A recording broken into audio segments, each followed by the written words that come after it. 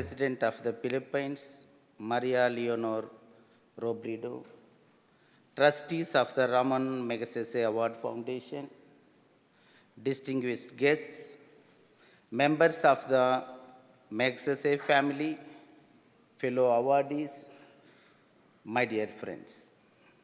I am extremely happy and humbled by such an honor that everyone across Asia covets. I am also here with mixed feelings to receive this award you have bestowed upon me. I come from a socially discriminated community called Dalits, who have faced the worst form of oppression for generations over many centuries. Sadly, this form of oppression, equivalent to the slavery, still continues in modern India, a country aspiring to be a world power. Furthermore, I represent an even more segregated section of the Dalits who have been forced to do the most menial and extremely dehumanizing occupation in the world, that of manual scavenging, the cleaning and clearing of society's human excreta manually with the bare hands. I therefore am delighted and grateful that you have chosen a humble son of such a community for this prestigious award. As I think of it, my heart swells with joy and my eyes fill with tears.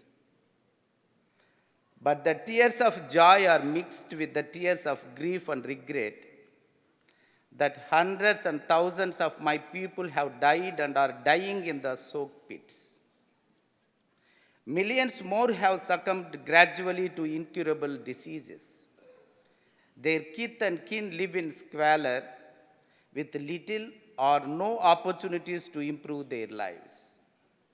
I can go on and on to describe our pathetic conditions. But my people have also demonstrated their power of resilience.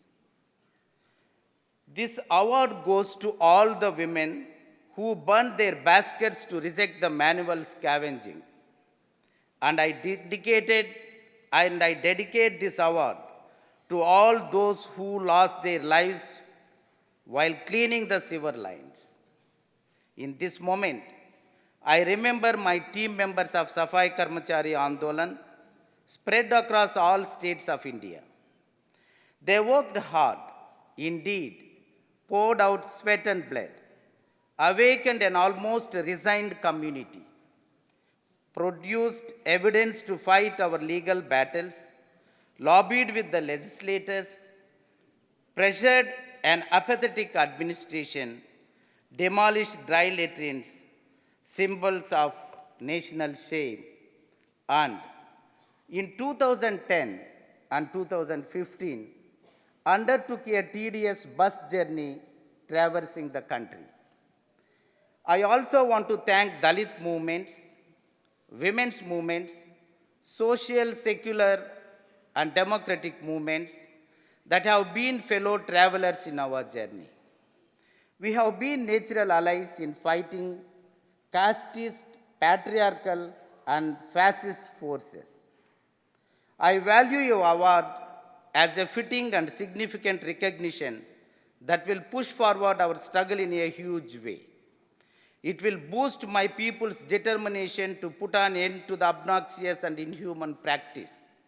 With your recognition, we are sure to gain more friends and supporters from across Asia and rest of the world, whose support is necessary to protect human dignity and human rights of all people similarly discriminated and stigmatized anywhere in the world. In this connection, I wish to humbly remind you that there are now over 260 million people in Asia, Africa, Latin America, and Europe who fall under the discriminated based on work and descent. I wish that the world awakens to their plight and support their just struggles. I end here with what our great leader Dr. Bhim Rao Ambedkar had said. Ours is not a fight for wealth or for power. It is the fight for reclamation of human dignity and personhood. We will march on to annihilate caste.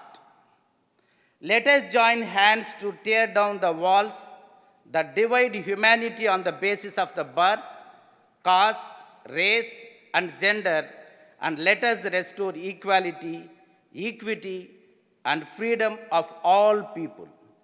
Jai Bhim. Mabu hai.